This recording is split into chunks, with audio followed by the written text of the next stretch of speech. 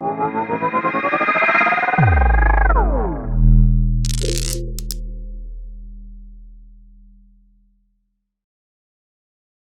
is going on, crypto family? So today we've got a fireside chat with the one and only Erik Voorhees and Jimmy Sung.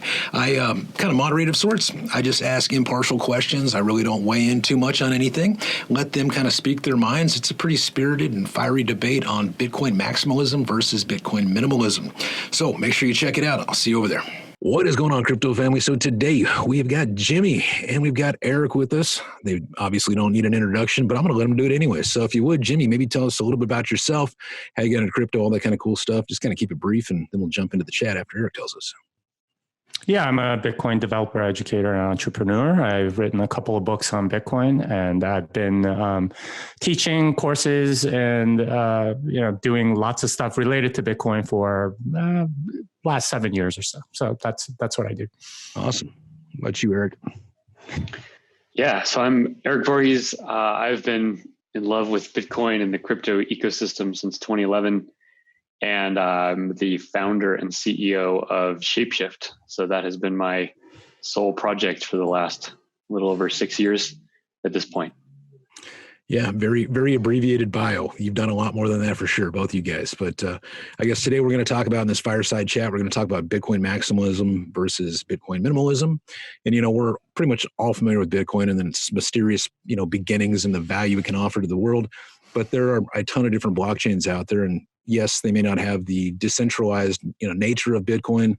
But when you look at Bitcoin's core dev team, you look at the mining teams, one can kind of argue that it's far from completely decentralized as well. So let's chat a little bit about Bitcoin maximalism versus minimalism. But first, or I guess a little bit of also too what's going on in the world. So we'll start off with Jimmy here, and we'll just start off by asking him, outside of Bitcoin, are there any other blockchains that you support, and why? I don't support anything other than Bitcoin, and the reason is people call me a Bitcoin maximalist or whatever. It's not a prescription; it's a description, right? Like the reason why Bitcoin is interesting is because it's decentralized. There's no single point of failure. Every other blockchain has some single point of failure, whether it be a foundation or a dev team that forces hard forks on everybody else, and so on. And those things essentially are not very different than fiat money. I mean, the only thing that makes it different than strict fiat money is that there's no legal tender laws forcing you to use it. Although they try their hardest by creating a quote unquote use case into their particular ecosystem, as ICO tokens tend to do, and so on. But I mean, they're really not that different. Other than the fact that it's voluntary to go and get into those ecosystems, they're centralized as any fiat money is. So for me, it's not interesting, and it's not. You're really just enriching and giving the money printer to a different person than the Federal Reserve, which is the situation that we have here in the United States. So for me, Bitcoin is the one coin that is decentralized, and it is interesting. Everything else is kind of a centralized fiat-y mess. Got you. What do you think about it, Erik? These other cryptocurrencies are not at all like fiat. And I think it's important to understand that centralization is not an on or off thing. Things are not centralized or decentralized. Bitcoin is very fairly categorized, I think, as the most decentralized of all the cryptos. But it is not correct to say that everything other than Bitcoin is centralized. I would challenge Jimmy to name the central point of failure in Monero, for example, or to describe why he thinks the Ethereum Foundation, which he's obliquely referencing here, if he believes that actually controls Ethereum and how that works and why that's different than Bitcoin's community of engineers. These things are all gradients, and I think they often change over time as well. So Bitcoin's own centralization has changed since it started. It started as a coin with one engineer, which was Satoshi, and others joined in, and it became more broadly used and more broadly developed over time. I think other chains follow that. Now, to Jimmy's point, there are many cryptocurrency projects which are very centralized, and so I don't mean to diminish that. People need to be very careful. There are some coins that are just flat out centrally controlled by literally a single person. But that does not mean all of them are. So it's a nuanced understanding. And I think many of these projects deserve a lot of attention. And then you can form your own conclusions. Just to kind of follow up on that though, what do you think, Bitcoin's biggest weakness is? Bitcoin's biggest weakness against other digital assets? Yeah. I mean, I think its biggest weakness is its cost of transactions, because they are expensive to send, basically. Now, does that mean that Bitcoin is worse than other blockchains? No, these things are trade-offs. And if you're sending $100,000 or $1 million, a 50-cent fee on the Bitcoin network is meaningless. It doesn't matter. But if you're trying to send $2 to someone, that becomes a problem.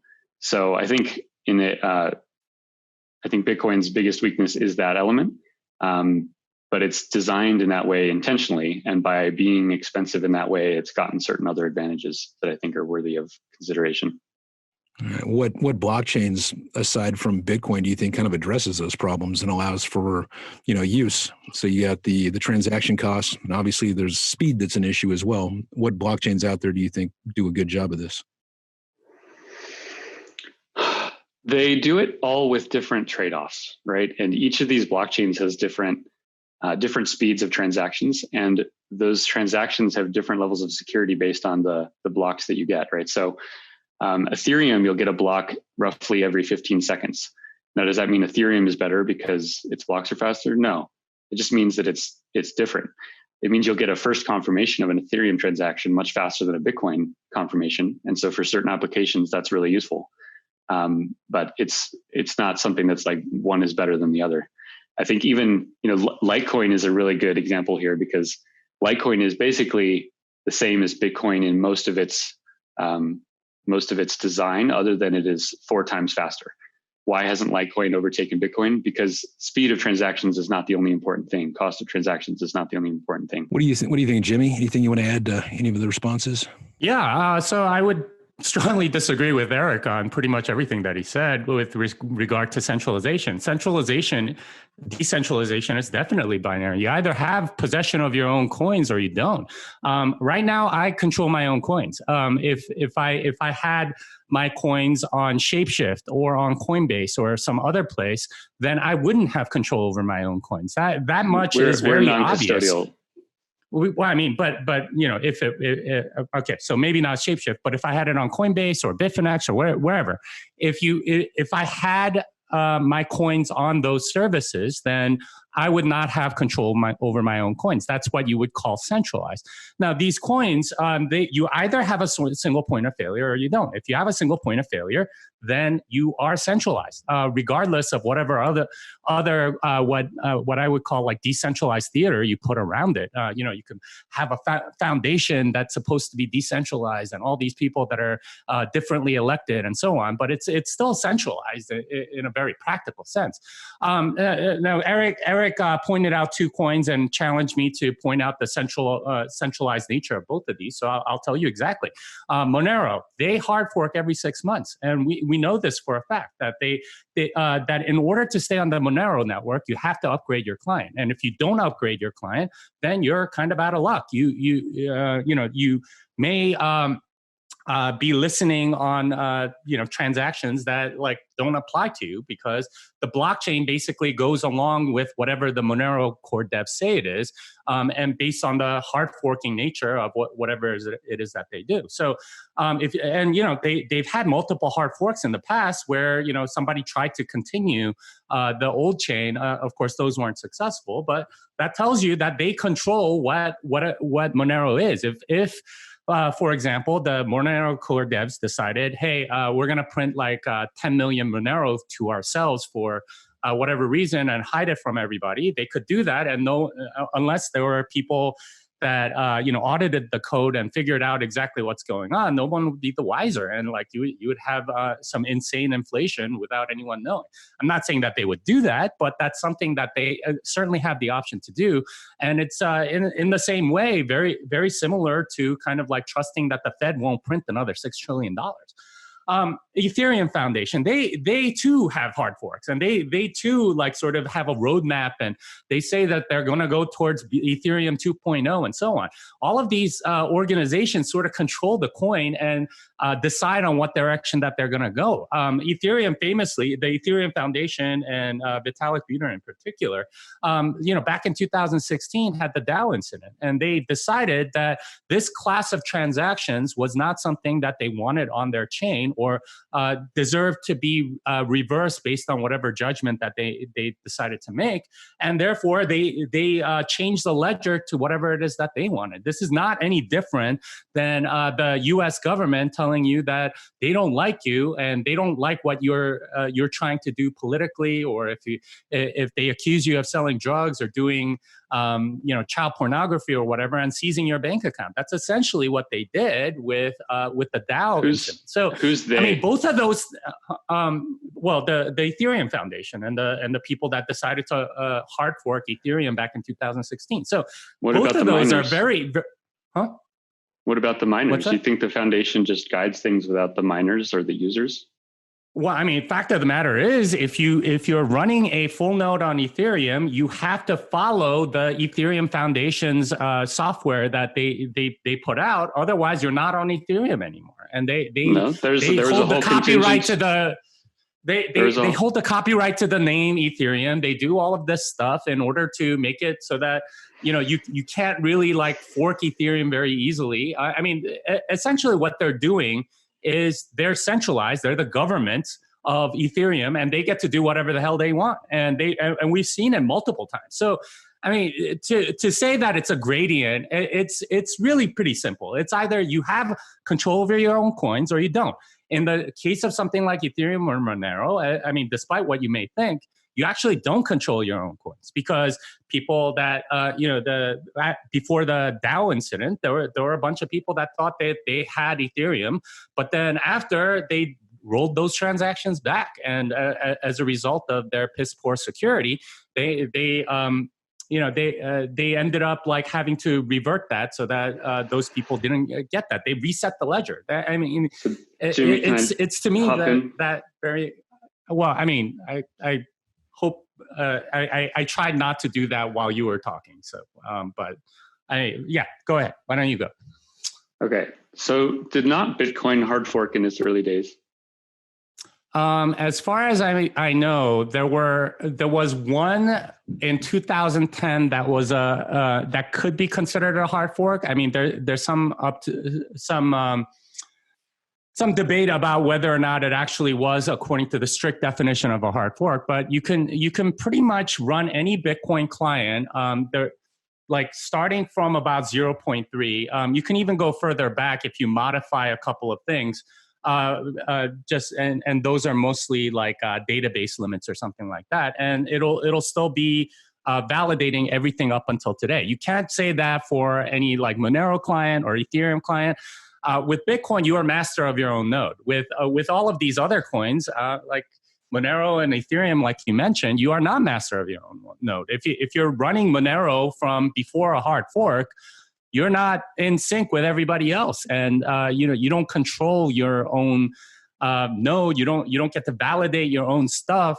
You just sort of have to trust somebody else, and this is why like vast majority of people don't run an Ethereum node. They rely on Infura, which is like completely centralized. It's got like multiple single points of failure and not just one. So. To me, like those tokens that you mentioned as being decentralized are completely centralized, and I mean, calling it a gradient is more like, okay, how many more single points of failure are there versus having zero like Bitcoin has? So, Jimmy, if you could add like any kind of functionality from another cryptocurrency to Bitcoin, what functionality would it be? I don't see any functionality in other coins that was that useful. I mean, to some degree, some level of confidential transaction is desirable, but there's a theorem, with regard to cryptocurrency that you have perfectly binding. Bitcoin is currently bound to 21 million, or you have perfectly blinding. That is, you have all of the privacy properties of something like, say, Zcash shielded transactions or Monero confidential transactions. If you have to choose, I'd rather take the perfectly binding every time. We're getting towards the point where we'll have a lot more privacy with something like Taproot, the ability to essentially not leak any information when you're receiving and so on. So to me, where Bitcoin is pretty good. Eventually, some even stronger privacy properties would be nice. But for me, security and binding to the 21 million are far more important. Gotcha. And so for those things right there, why do you think that Bitcoin really hasn't taken off yet? Why do you think people haven't really started using it in everyday commerce or just investing in it? What do you think the reason behind that is? I think it's been doing fantastic. It's only 11 years old, and there's tons of people using it as a store of value every day. I don't like this narrative of it needs to be a method of payment in order to be. It needs to be a method of payment network in order to be valuable at all. No, it's a store of value, and the fact of the matter is, in today's world, store of value is the one thing that is very, very hard to get in a Keynesian economy. Essentially, every government encourages lots and lots of spending and and because of their sort of Keynesian economics philosophy, they discourage any place where you can kind of hold money. The only real places that you can do that today are real estate, stocks, and maybe gold. And it's not a coincidence that those markets tend to go up whenever there's monetary expansion like we're experiencing right now. So in a sense, like store of value technology, there really aren't very many good places. And Bitcoin is one of the few that's actually beaten the monetary expansion. If you look at the Dow from 1959 to 2019, 2020, it's expanded at the exact same rate as the M2 money supply, which is kind of remarkable if you think about it. The M2 money supply has gone from 280 billion to about 16.5 trillion last time I checked. The Dow Jones has gone up at about the same rate, 6.7% a year. That's monetary expansion, not CPI, which is a different measure. But I mean that and real estate is less than that. It's like historically been about 5% a year. There really aren't very good stores of value. Whereas if you're trying to make a method of payment technology, you're competing against literally hundreds of other players, right? Like all over the world, there's not only credit cards and Visa, MasterCard, and whatever, but there's also stuff like PayPal and Venmo and Cash App and Apple Pay and Samsung Pay. And if you go to different countries, you have Octopus Card and M-Pesa and WeChat and all these other things. Like it's not an arena that I don't think we want to compete in, and at that point it becomes much more about merchant adoption, and vast majority of people don't want to spend Bitcoin in that way. They're using it as a hedge or a way to store value. So to me, like your question is very much ignorant of how people are actually using Bitcoin and what do you say to the people like Roger Ver kind of want it to be. So what do you say to people that thought it was a store of value that paid $20,000 for it, or anything over $7,000, and now they're in the hole in the red? How is that a store of value? I mean, Eric, you want to jump in? Well, so I mean, Eric, do you want to answer that first, or? Yeah, I mean, I agree with Jimmy that for a crypto to be a success doesn't mean it must satisfy one particular use case. In this case, the use as payment that I think a lot of people like to talk about in the early days of Bitcoin hasn't largely succeeded, but yet despite that, Bitcoin is still very strong and is still by far the leading cryptocurrency and is worth $100 billion. So I think it's fair to say that it is being used as a store of value, and it works for all sorts of money transfers other than small payments. I think the fact that someone bought it at 20K and it's worth 7K today does not mean it's not a store of value. It means it's volatile. And what you want to look at is over time, is it able to store value better than other things? Bitcoin has easily stored value, and not just stored it, but increased value better than any other asset in the history of mankind over the last decade. So I think on that, it wins hands down. Gotcha. What do you think, the Fed, the printing these trillions of dollars right now, what do you think that's going to do to Bitcoin or for Bitcoin? Man, this whole printing thing is really wild. I think the Federal Reserve and the banks of the world started trying this back in the late 2000s when the last financial crisis happened, and they realized that they could totally get away with it, that people would cheer them on, that it would feel good, and the consequences of that haven't been felt yet in any meaningful way that people have seen. So they're going to just go 10x that this time. And I think those of us who understand how money works realize that you can't create prosperity by printing money. That just changes who owns the value at a given time. I guess suffice to say, I don't hold dollars over the long term. I think fiat is a horrible scam. I think people will learn over time that it is worth nothing. It is created out of thin air, and it will be debased perpetually, as it has been ever since it was disconnected from gold in the early 70s. Gotcha. And then, I mean, as far as like, say cryptocurrencies get adopted, it's kind of like an alternative to fiat currencies. To avoid a crisis like this, how would, we solve the volatility problem in cryptocurrency so it doesn't become like a Fed printing problem that we see now? Yeah, I don't think volatility. Go ahead, Jimmy. Yeah, I mean, the volatility is something that everyone points to, but really, what are you volatile against? I mean, one Bitcoin equals one Bitcoin, whether you owned it in 2011 or 2015 or now. The thing that people complain about is that it's volatile against the U.S. dollar, and that's the thing and that's because it's the U.S. dollar is more or less the unit of account all around the world. If you're buying oil anywhere in the world, you pretty much have to pay in the U.S. dollar. So that's how it works. But the reason why Bitcoin is more volatile than all of these other currencies, especially like other fiat currencies, is because there's no central bank. There's no central controller. So if you look at something like the Japanese yen, the Bank of Japan makes sure that they keep the peg range between the yen and the dollar right around roughly about 100 yen per dollar, and they've been doing that for many decades now, and they do this by if it gets too high, then if it's too many yen per dollar, then they'll go and sell some of their treasuries off. If it's too few yen per dollar, they'll print more yen, and so on. And every central bank does this as a way to decrease the volatility of their particular currency. Now, Bitcoin doesn't have a center; it doesn't have a centralized committee or anything like that. So their supply it's almost all entirely done by the market, and there's no entity trying to stabilize that amount, and it gets into bubbles and frenzies and all this other stuff that we've been seeing over the last 10 years. But that means more volatility, but that's okay. I'll point out right here that a lot of other currencies, especially stuff like the DAI stuff on Etherium and stuff like that, they actually do have a centralized committee that does keep a peg, right? Like the DAI keeps its peg to the dollar literally by having the decentralized finance, having a centralized committee go to each exchange and making sure that whenever the DAI falls too low, that they pump more of it in, and if it gets too high, then they buy it off the market and so on.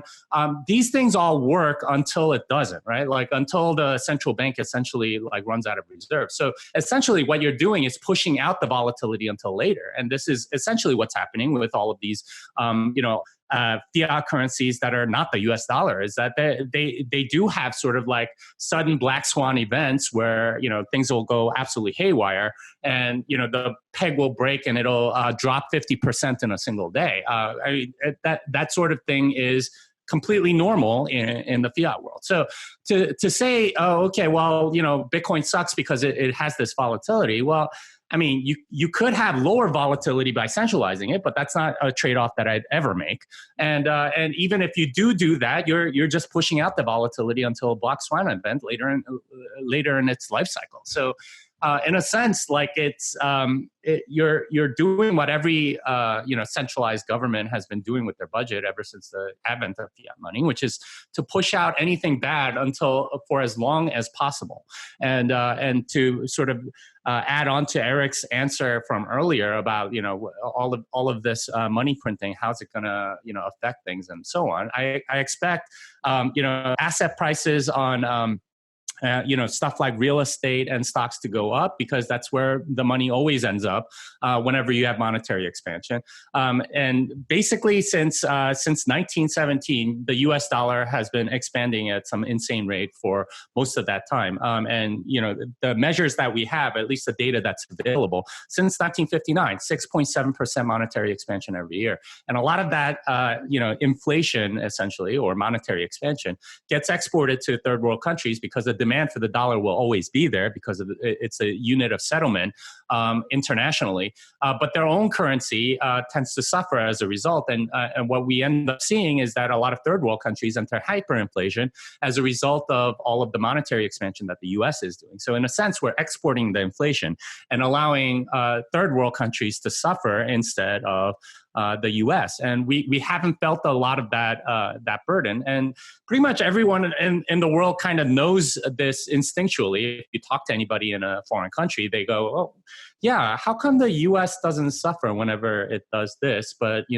we get 30%, increases in prices when whenever this sort of stuff happens." And this is essentially a global Cantillon effect. The U.S. gets to spend the newly printed U.S. dollars first, and all of these other countries, they get it absolutely last, and they're the ones that suffer, and they're the ones that have to pay for all of the money printing that we're doing. And the sad fact is, it's going to continue, and the dollar hegemony is going to sort of continue along its course, but the poorest people in the world are the ones that are going to suffer the most. You think the U.S. or I guess the Fed, should be able to print all this money? I mean, I don't know if you saw recently, but it looks like Powell with the Federal Reserve says that he now has to get approval for any printing through the Treasury. So I don't know if you saw that or not. It kind of looks like it's almost this molding between the Fed and the Treasury, to where people say Trump is going to take over the Fed, make them basically accountable for all the money that they've spent, bankrupt them, and then replace it with a gold back or a stable currency to kind of end all this stuff that you're talking about. I don't know if you've heard about that or seen any of that stuff on, usually not the mainstream media, but independent journalism, things like that. They cover that. Yeah, I mean, the Fed has always been, bankrupt, right? Like any central bank is by nature bankrupt because they're loaning out more money than there exists. They don't have the reserves to back up whatever it is that they're printing. And this is why you create a central bank in the first place for any country, is because you want to be able to borrow against future stuff instead of having the money on hand. This is why I created the Bank of England back in like 1680 something. It was because the British government at the time wanted to spend more money than they had, ostensibly for war or some other social program or something like that. So in a sense, they're already bankrupt, and the whole game is more about how they can keep it going rather than, sort of replacing it. The Fed, at least in the United States, is supposed to be independent. So they can do whatever the heck they want. And they have a mandate, mostly with regard to reducing unemployment and things like that. So, that's how they justify pretty much all of the things that they do. If you've been paying attention to the press releases that the Federal Reserve has been going, they always say at the end, this is according to the mandate, according to the Congressional Act, the Federal Reserve Act from 1913 and so on. So, they do whatever they can to do whatever it is that they're supposed to do. The vast majority of the time, they're just benefiting their banker friends and large companies that can, that qualify for these giant loans that they're allowed to take out and so on. And ultimately, that ends up in some sort of nationalization of a lot of industries and so on, which I think we'll see with the airlines and so on. But I mean, this is par for the course for any fiat thing. And I want to point out, bringing it back to Bitcoin, this tends to happen with a lot of a lot of these quote unquote decentralized projects on a lot of these different platforms, right? Like the fact, like as they get more and more into trouble, they get bought out by other sort of more centralized things. I think Infura got bought out by Joe Lubin's Consensus. I mean, Consensus is like practically an arm of Ethereum Foundation at this point anyway. So like the same things that we're seeing in the fiat world are happening in the altcoin world for that reason. It's very centralized, and whenever things get crazy or in trouble, or they're black swan events and a lot of things get bankrupt, it tends to centralize even more. So I mean, you're just kind of having to pay the piper a little later. Yeah, interesting points. Anything you want to add there, Erik? Yeah. I definitely take issue with this whole notion that all these coins are centralized just because they have a different model or a different team structure than Bitcoin. So maybe we can get into that a little more in a second. But on this point about volatility, Bitcoin's volatility is not because it doesn't have a central bank behind it. Gold does not have a central bank behind it, and it is very stable over the long term. It's the most stable asset relative to almost anything else over thousands of years. Bitcoin is volatile because it's new. It's only 10 years old. It's still finding its use cases. It's still a strange, interesting new thing to people, and it's growing very rapidly. So you can't expect anything with a limited supply and growing rapidly to be highly stable. If you look at Bitcoin's volatility since its founding, it has actually become increasingly stable with time. And this is to be expected as it grows in its market cap. It becomes more stable. And I imagine 10 or 20 or 50 years from now, it'll be quite stable, perhaps the most stable asset in the world. But that has to be earned with time and can't be designed into something. Gotcha. I'll just add that central banks are buying gold and selling gold. So I would disagree with you there that there's no central bank sort of managing gold, because they're doing it right now. Like China's buying gold and Russia's buying gold. The other central banks are selling it to them and so on. So, does that mean I agree with you that the length of time that gold's existed probably contributes to its relative, price stability, but as far as like there being no shenanigans going on in the background with central banks like actually manipulating the price of gold and so on, I think that's actually happening right now. So part of the stability of the price of gold is due to central banking pressure, right? Like if they think in their particular country that gold's too high, then they'll go sell off some of their stock of gold. Now, like none of the central banks, as far as we know, currently have Bitcoin. But if they do, then I would expect that the volatility of Bitcoin will decrease if central banks were to do that. But until then, I don't think it's going to happen. Gotcha. If you guys were both president, of the United States, what would you do differently than like our current administration right now, especially dealing with this pandemic and everything going on? Feel free to, whoever wants to go first. If I was president of the United States, I would just start dismantling as many departments of the government as I could before my 4 years was up. I would almost assuredly be not voted back in by doing so, because everyone loves more government every year. So doing so would make me very unpopular, I'm sure. But I would just get a list of all the departments, and I'd start crossing them off and try to wind them all down by the end of 4 years, whatever I could do. That would be it. So you would just kind of make the government smaller. Wouldn't that be weird? Wouldn't that be so strange if like 1 year got smaller? Like I don't know, like the founding fathers envisioned it. I mean, something like that. Yeah, it only gets bigger. Trump's made it bigger. Obama made it bigger. Bush made it bigger. The next president will make it bigger. It just gets bigger, bigger, bigger. So I would make it smaller. Funny how that works. What about you, Jimmy? I would be on board with Erik's program, honestly. That's a very good way to do it. I would probably, like, as far as the current crisis and so on, I think the attack on civil liberties is absolutely insane. Just, like people can't go swimming in the ocean by themselves, right? Like they're taking a walk on the beach and getting arrested, and father is playing with his daughter in the park and he gets arrested, stuff like that. It's just absolute insanity. And it's the sort of thing that you would expect in Soviet Russia, not here. So I would definitely not be on board with any of that, and try my hardest. I'm not sure how much the president can really dismantle a lot of things. I mean, you can definitely reduce the executive branch, at least the things that the executive controls. But that would be pretty difficult. And in a sense, like the president is in many ways sort of,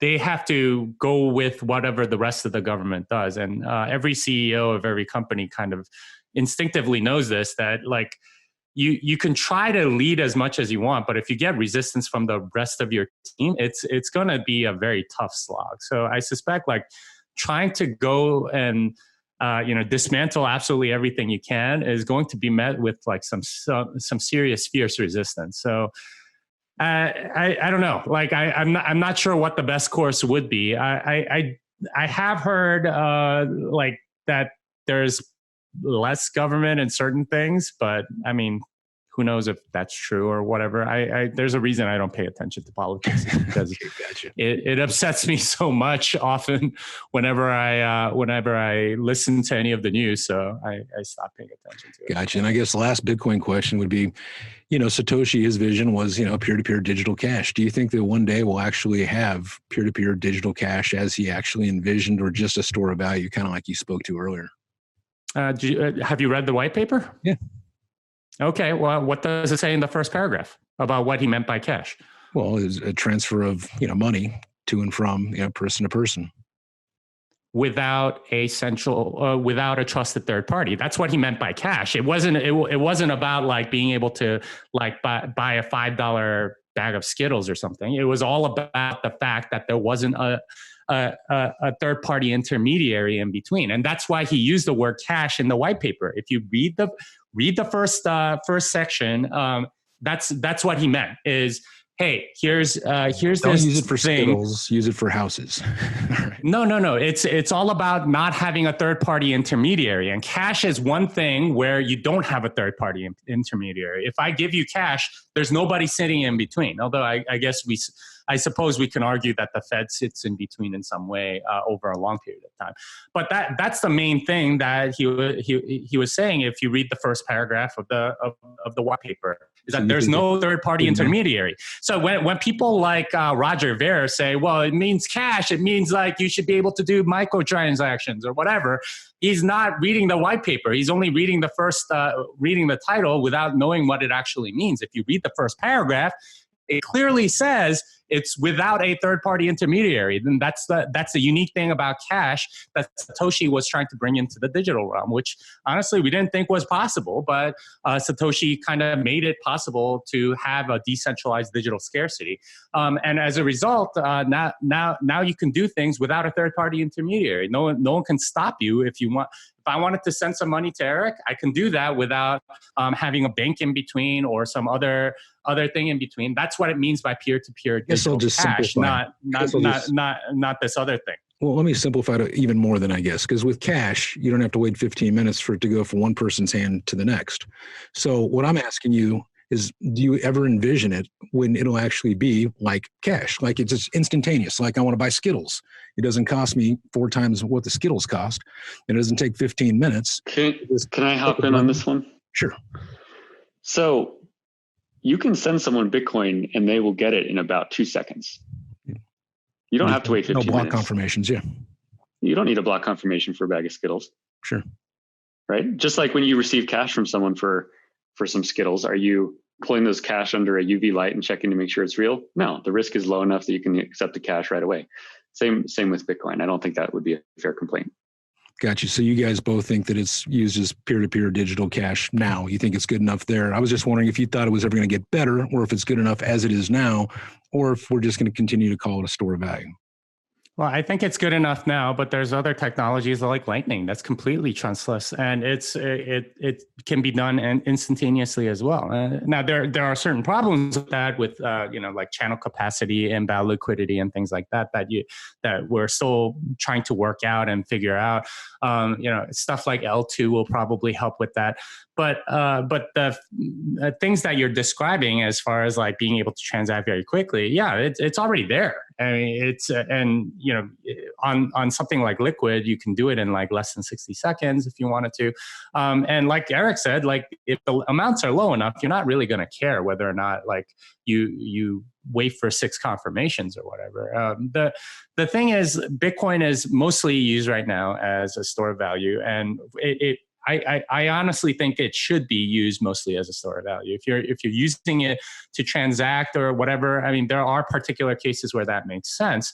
But a store of value is the killer app. There, like I said before, there aren't very many good stores of value that exist in the world, and Bitcoin is one of the few things that's actually very, very different, and allows you to store value, and you don't have to go with the Keynesian mentality of having to spend and increase the velocity of money and so on. So, will it become a method of payment at some point? Possibly. I think my friend Safedine says that he thinks that the rest of the financial system can adapt to Bitcoin. Like instead of Visa having, settling in dollars, you can settle in Bitcoin just as easily. It's really just changing things on the back end to make that happen. And we might see the entire financial structure sort of that currently exists migrate over. And that's a possible way in which this can happen, especially if the dollar ends up hyperinflating, which I expect to happen in like 2 or 3 more bailouts from now. So, yeah. Anything you want to add, Erik? And then we'll just finish up with final thoughts from both of you and get you on with your way. Yeah. Cashiness, like decentralization, is not a black and white thing. There are properties of cash that exist in gradients, and there are properties of decentralization that exist in gradients. Just before this chat, I actually paid an invoice for about $1,400 with Bitcoin, and it was so fast and easy. And the fee of 50 cents or $1, and that doesn't matter because it's a large enough that's fine. The person received it immediately.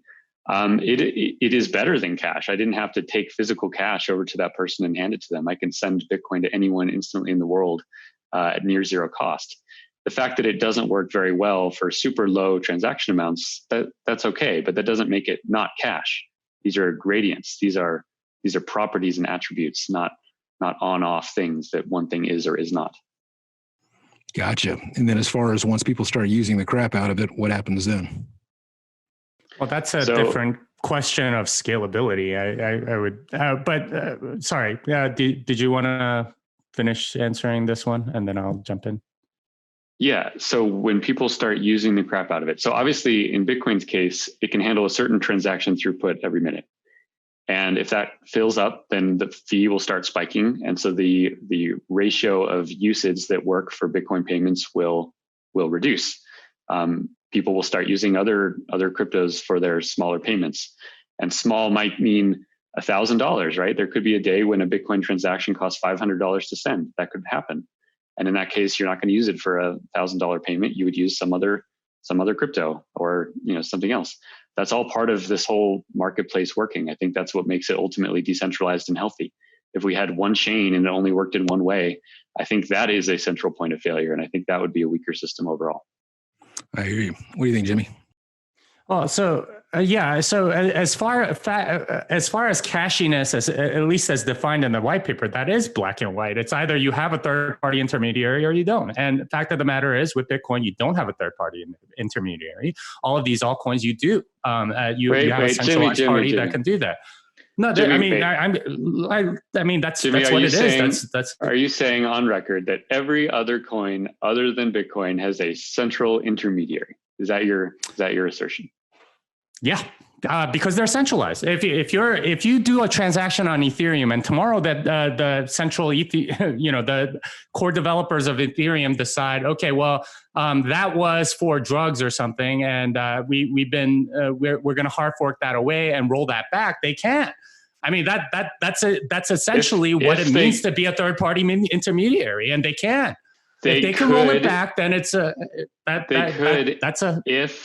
If they had a preponderance of community and miner support, they could, and that is exactly the same in Bitcoin. There's no fundamental difference there. It's a question of degree. No. Yeah, the fact that they can, they could even sneak it in. I mean, like you wouldn't even know until So like it's not the open source? next hard fork or something like that. I mean, So they you're saying could. I it's mean, open- well, how many people are actually looking at the actual source code for Ethereum? I mean, it's other than the core devs, like they didn't even catch the fact that they had to a bug from like a couple of months ago when they did a hard fork. They had to hard fork like 2 weeks later because like so few people were looking at the actual source code. I mean, anybody that's competent would have been able to say, okay, well, we forgot to change the reward schedule. So it should be as part of this hard fork. Instead, they had to do another adjustment 2 weeks later to do another hard fork. Fact of the matter is, like Ethereum is so complicated that in a sense, if they wanted to, they can go reverse a couple of transactions and then somebody would be like, what the hell's going on? And then they would have to go and find out exactly what's going on. This is not very different than, say, the US government, who does all sorts of things. And then you only find out many, many years later that they actually did such and such thing that was unjust, if at all. So in a sense, the Ethereum community is bound by all of these single points of failure. If I could go and corrupt what does that mean? the memory, the RAM of an AWS server that Infura runs on, then I can go and change whatever, like vast majority of services on Ethereum rely on Infura. So if I can go and inject there, that's a third-party intermediary as well. If I pay you $1,000 in Ethereum and then or you use Infura to do that, that's a third-party intermediary. That's essentially what it is. Jimmy, Infura is a third-party service for hosting Ethereum nodes. Those services exist in Bitcoin also. I'm saying that it's more or less because the expense of running an Ethereum node is so high and so difficult. Vast majority of services actually rely entirely on Infura. So as a result, they become a single point of failure. And and if you can compromise Infura, then you can you can essentially be a third-party intermediary in any transaction in Ethereum. I mean, blockchain's difficult anyways. I mean, if you look even at Bitcoin, you got core devs, you've got all the miners. If you look in, I think it was like October of 17, they had an inflation bug that a developer from Bitcoin Cash actually found it, as they could have printed as many Bitcoins as they wanted. I mean, just stuff, obviously there's complexities to it. So I think both of them are not immune to it. What do you think, Erik? Yeah, none of these systems are perfect. It is really dangerous to assume that Bitcoin is perfectly decentralized and thus pristine, and everything else is centralized and thus totally flawed. These are complex systems with pros and cons in each of them and strengths and weaknesses in each of them. And these things change over time. Bitcoin has had vulnerabilities in the past that it doesn't today. Ethereum has had vulnerabilities in the past that it doesn't today. And both of them will likely have vulnerabilities in the future that people need to be mindful of.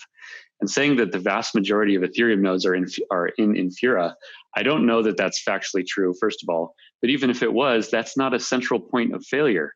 That just means that there's a preponderance of nodes in one host. That's a risk. That's a danger. That's a matter of degree, not a black and white thing. Gotcha. No, I mean, I either you own your money or you don't, and you can be deceived into thinking that you do that. I own some Ethereum, and I control the keys for it, and I own it. I own some Bitcoin, I control the keys for it, and I own it. Well, good luck on the. I mean, probably they won't take the money away from you, but it's entirely possible, as was done in 2016, for the Ethereum developers to just take it away and say, you know what. Erik is a bad actor in the space, and and he said some nasty things about us. So we're going to fork it away and take his money and give it to somebody that's more helpful, something like that. I mean, they could do that. I'm not saying they will, but that's within their power because they can reset the ledger. Jimmy. So no, they couldn't because I run my own node, and if I run my own node, then it's going to be compatible with whatever. No one is runs going their own forward. node in Ethereum? Is that your claim, that no one runs their own Ethereum node? Well, no, they do, but they have to upgrade anytime the Ethereum core devs release a new hard fork. If they don't, then they're not in That's sync with the rest of Bitcoin. That's true in Bitcoin also. If the Bitcoin core devs ever no, release it's not. If I can run a 0.7 node and it would still work. I mean, it validates everything that it can. If there's ever a hard fork, if there's ever a hard fork that the Bitcoin core developers think is appropriate, are you going to switch and then say that Bitcoin is centralized? I think that would be a very foolish. Not too long ago. Okay, I don't think that would happen. I mean, like if it was like an inflation bug and like 99% of the entire community said that, maybe. But a question of degree. 99.9%. No, it's not. That's the degree. No, I mean that's literally like unanimity. That's not literally unanimity. What if somebody? I mean, they could essentially you would have like a fork at that point, and you know that would be up to each individual user. But as far as I'm concerned, this is a hypothetical that you're bringing up to bolster your argument, but it's not going to happen. I mean, like Bitcoin has hard forked in the past, Jimmy. It was back in 2010, and it's a debate whether or not it was actually hard fork. So like 2 years after it got started, kind of like how Ethereum's hard fork happened roughly 2 years after it got started. I mean, you're been holding hard such a forking double every standard. like month. No, it's not a double standard. Like the hard fork in Bitcoin. First of all, I don't concede that it was a hard fork because it's still compatible to like very early clients as long as you make a couple of tweaks. With Ethereum, if you're running the original client, you are definitely out of sync with everybody else. And even if you're running a client from like 3 months ago, you're out of sync with everybody else. You're not master of your own node. No, it's true. If you have a hard fork and you don't upgrade, then your node is worthless. It's not in sync with everybody else. That's what a hard fork is. It's not backwards compatible, right? I understand. If you have software that you're running from before, and it's not the same as what everyone else's is. Then if you have hard forks like you do in Ethereum and Monero, then you are not master of your own node. You don't control anything really. They can do whatever the hell they want on each hard fork. So Jimmy, can I jump in for a second? In Ethereum, as in Bitcoin, if there is a hard fork, every user has a choice of which side of that fork to continue on, right? This is true in Ethereum. This is true in Bitcoin. Now, you're correct that Ethereum has had more hard forks than Bitcoin. But again, this comes down to a question of degree. And something hard forking doesn't mean it is centralized. It means the community, the majority of the participants, whether it is the miners or the users or the engineers, are hard forking, and people are choosing which direction to go to. People who were using Ethereum in early 2016 and didn't like the changes made in the hard fork after the DAO stuck around with the original code, and it's called Ethereum Classic now. The same thing would happen with Bitcoin if a hard fork happened tomorrow and people could choose which of the two halves they wanted to go on. There's not a fundamental difference between these two systems. It is a question of degree and of maturity of the ecosystem. Yeah, we've been going close for about an hour, guys. Jimmy, you want to wrap up with some closing thoughts? I think it's a fundamental difference of centralization versus decentralization. What you have with Ethereum is that you have a group that controls the whole thing, that tells everybody else what to do, and they call that quote unquote consensus. With Bitcoin, you don't have that, and you have everyone just sort of you can run whatever node you want, and there's multiple different implementations and so on. If you don't have to upgrade if you don't want to, whereas with all of these other things you pretty much have to. So it's you can call it like a question of degree or whatever. I call it sovereignty or non-sovereignty. With all of these other things, you don't have sovereignty over your own stuff. With Bitcoin, you have sovereignty over your own coins, and that's the main difference. And that's the thing that makes Bitcoin different from fiat, and this is what also makes Bitcoin different than altcoins. Gotcha. Anything else you want to add? Just kind of a closing thoughts. Yeah, it's just not factually true. You can go on whatever fork you want, and these chains operate in the same way. There's no magical holiness to the way that Bitcoin is structured. It just has been doing it longer, and it has fewer upgrades than these others. That's all. No, I disagree, because Bitcoin hasn't had a hard fork, and basically you can run it, and you get to be in control of what software you run, all of these other coins. Essentially, if you don't run the software that the centralized committees tell you to run, then you are out of sync with everyone else, and you don't own any of the money that you think you have. Jimmy, there's no centralized committee in Ethereum. You're making up myths. Who really sees the software? Who made a roadmap 2.0? Who made a roadmap 2.0? I mean, like the fact that the Vitalik is releasing it and saying we're going to do this in 5 to 10 years. How long have they been delaying proof of stake and stuff like that, right? Like it's open source software. I mean, you're saying that as if that in itself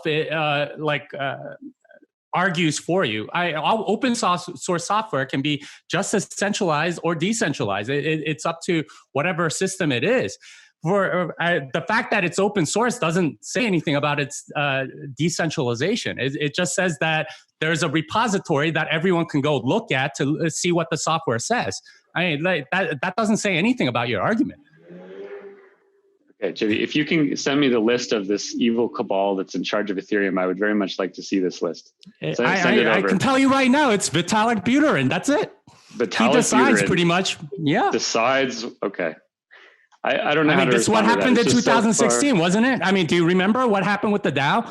There were people that were like, okay, what decision is Vitalik going to make? There were people saying, okay, is he going to say that, is he going to say, okay, well, we'll let this go because code is law, or is he going to roll these back because it's bad for the ecosystem? There were people literally asking that question to Vitalik, and then he finally came down with a decree and said, oh, we're going to roll these transactions back with a hard fork, and that's essentially what happened. I mean, like, do you not remember this? I mean, this was like clear as day. Like, and there were people debating about this all day long. That's the point. People were debating. It was a debate. It was a community discussion, a hot topic. People disagreed. And Vitalik does not just sit there on a throne and declare what happens. And if you were involved in some of these communities, he did. That's exactly what he did. I mean, like, regardless, like the fact that a small group of people can decide for everybody else, or quote unquote learns from the community what's going on, that itself means that there's a central point of failure. I mean, this is basically what democracy is supposed to be, with our Senate and president. They're supposed to reflect the will of the people, but they more or less can do whatever the hell they want. And that's kind of the system that we've been running in. So to say that, oh, well, democracy means that, it's decentralized. That's essentially the argument that you're making here. I disagree. I can see we're not going to get closure on this at all. So is there any closing thoughts, Jimmy, you want to leave us with? Bitcoin is the one thing that is decentralized. It's the one money that is decentralized, that other than, I guess, if you had gold, that would be in the physical realm, but in the digital realm, Bitcoin is the only one. And you can be self-sovereign over your own coins. You can control it. You don't have a third party that's able to take it away from you because they don't like you. And that's the main thing, is that it gives you strong property rights over your own money, whereas all of these other systems do not. And that's why I'm a Bitcoin maximalist, and that's why I disagree with Erik. Gotcha. What about you, Erik? Any closing thoughts? Yeah, because I advocate decentralization, I am not going to ever be a maximalist for one chain. Gotcha. Well, I sure appreciate you both coming on. I know everybody's going to get a lot of value out of this. It was great hanging out with you guys as always. And stay safe out there. God bless you, and we'll see you at the next conference, I guess. Welcome back, everybody. What did you think of the Fireside Chat? Let me know in the comments below. It doesn't sound like we're going to have any kind of consensus between these two anytime soon. Let me know what you think in the comments below. God bless you. Love you. Stay safe.